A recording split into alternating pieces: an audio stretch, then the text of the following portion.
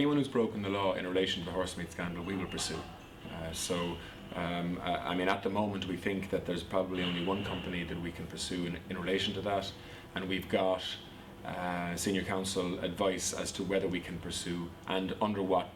law we can pursue them. Now, there are other,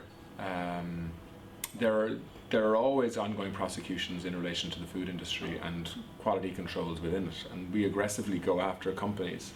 that aren't living up to their responsibilities legally in terms of how they produce food, because, as I say, in some ways this department is obsessed with